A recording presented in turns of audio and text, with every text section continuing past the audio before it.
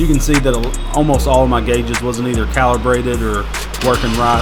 We accidentally had some gauges hooked up backwards and some things like that. So our attack in this shot was not hooked up, our wideband's not hooked up, our boost gauge not calibrated, fuel hand, all that stuff. But this was the first startup after installing our gauges, and the engine's running great. So now it's time to go down to Eastwood Bikes and Rods. If you're in the Monroe County area, go check them out because they do awesome custom work on dirt bikes, hot rods, and Harleys. They specialize in Harleys, so check out some of their custom bikes on screen now. They do great work, and they filled our shocks with nitrogen.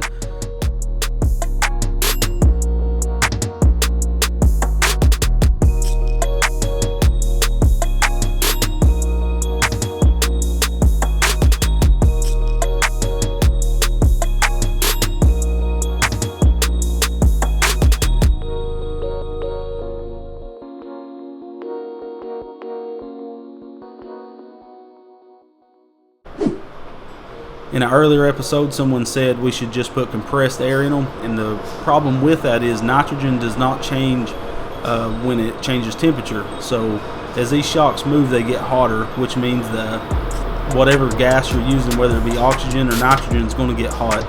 The nitrogen is going to keep the same compression rate, where oxygen, it's going to get stiffer as it gets hotter. So that's the reason we wanted to go with nitrogen, and that in any performance shock you want to run nitrogen if you can.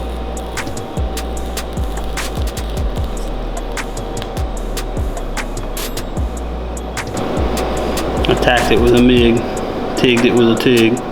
So you got big fat MIGs. I could have ground them down, but you'll never see it, and it's fine. She hot though. These I did TIG, so I'm gonna TIG these all the way around.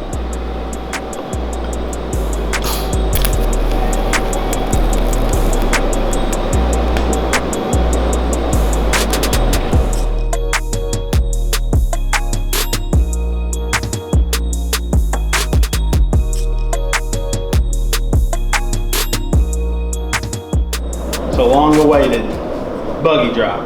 I've already drove it this morning, actually. I'm always bad about that. I should film every second of it just in case something flies apart, but we had one mishap. It started smoking like crazy, and I was inside. I was acting all cool as a cucumber on the outside. It was like, yeah, it's fine. There's nothing inside. I'm like, oh God, what happened? What? So 670s, if you have a 670, the deuce we had to do this, will blow the dipstick out. So what I did was the Duramax engines are a Honda clone, and for some reason they use really good dipsticks and 670s use crappy dipsticks. So I put the dipstick in. If you'll come over here, you'll notice what we did. And this is what Performance 670 does on like pull mowers. We put the dipstick in, and it's super tight fit, and we routed it up here and used this extra bolt hole that used to support the muffler to bolt it where it won't move. So that was awesome. So now there's no way it'll come out, but it threw oil everywhere. How that. So we'll do a couple rips around the field. I'm still feeling it out, still tuning the carb and stuff. So it's a little rich when you come off idle. But this Polaris, this is like what you find on a Sportsman 500. This pulley, I need to order heavier weights. It's engaging at like 4,000 RPMs, 3,500, which is way too high. My main power band is around 2 to 5, but this engine will rev to like 8,000, 8,500 RPM. So it's safe to rev up there. We just don't want to hold it up there. And the boost spiked at like 12 pounds earlier. So, and there's no way to control it other than swapping a different pulley. So enough talking, let's go ride it. And I'm the only one that gets to ride it because if someone breaks it, I'd rather be mad at myself than someone else. I'd rather not let Lonnie's kid grow up without dad.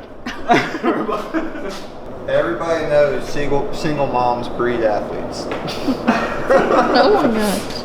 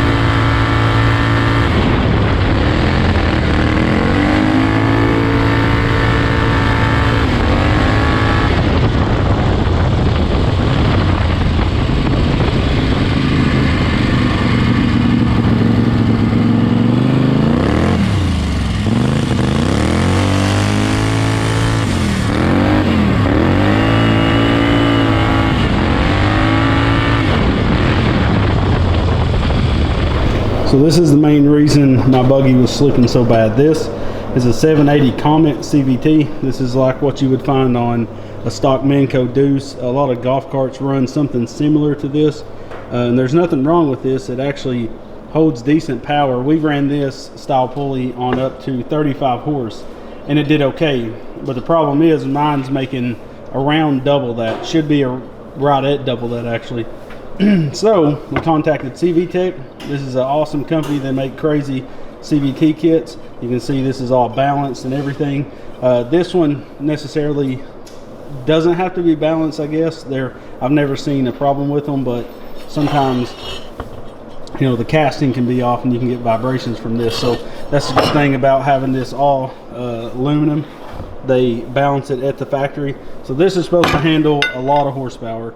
Basically, it can handle all the way up to 100. And I found out that this one is only rated from Comet around 20 to 30 horsepower. So that's why we're having that problem. Another problem is, I'll show you on the buggy, I got to do a little clearancing for this new pulley. So if we slide this pulley on, it doesn't go on all the way because, and it's going to be hard to show you, the ridges on that pulley is just touching the frame. It's very hard to see, but it's hitting it a little bit less than 1/4 of an inch. It looks more right there, but it's not. So basically we have to clearance that tube to make that slide in all the way. And another thing I found is I'm running a Comet belt, and this is 1 1/8 inch wide belt. This pulley is a player's pulley like you find on a Magnum, a Sportsman, even Razors have this style pulley. And I'm pretty sure the belt's supposed to be 1 1/4 inches. So that's one reason that my CVT is engaging a little higher than I need it to. The weights could be correcting it. I'm just running a skinnier belt, so the pulley has to close more before it starts grabbing. So this is the main problem. I'm pretty sure I'm waiting on CV Tech to email me back on the belt size for this, because if I lay this belt into that pulley, it sets down in it about that deep. So that means you're losing some low end takeoff by dropping that belt down. It's just like putting a smaller sprocket on your axle. So we're going to unfortunately have to get a belt. I do have to pull this fuel tank because on top I put an access plate and I forgot to make a gasket for it.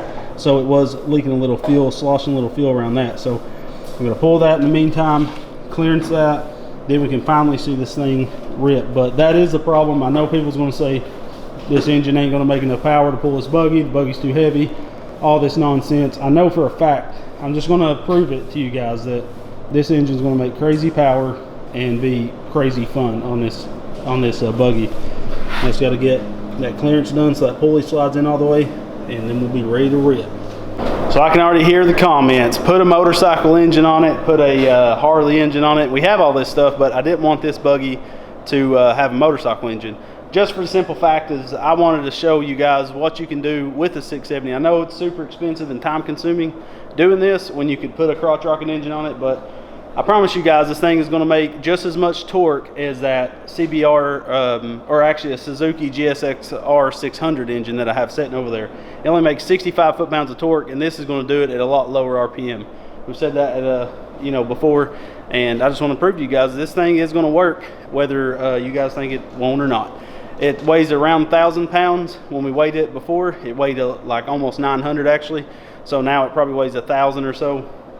Every foot of this tubing weighs 1 pound. So that puts it in perspective of how heavy the buggy is. So make sure to tune into the next video because we'll be I'm waiting on a belt to come in for the CVT setup. We got to wait for our belt to come in. We're getting that on order on Monday, and we already got that pulley I showed you guys. We'll clearance the frame. We'll pull that fuel cell because I didn't put a gasket on that top plate. So we'll get this thing buttoned up, but let me know what you think. The way it sounds, the engine's running great. I do need to tune it a little bit, but I'm not going to fully tune it until we do the wideband, and I'll be installing that hopefully in the next video as well. So thank you guys so much for watching. Make sure to check out the links in the video description where you can find, of course, everything used on this buggy, on the engine.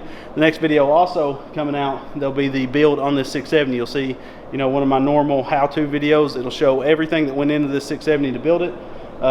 So if you want to replicate this, you can by following my video. So thank you guys so much for watching. Thanks for all the support.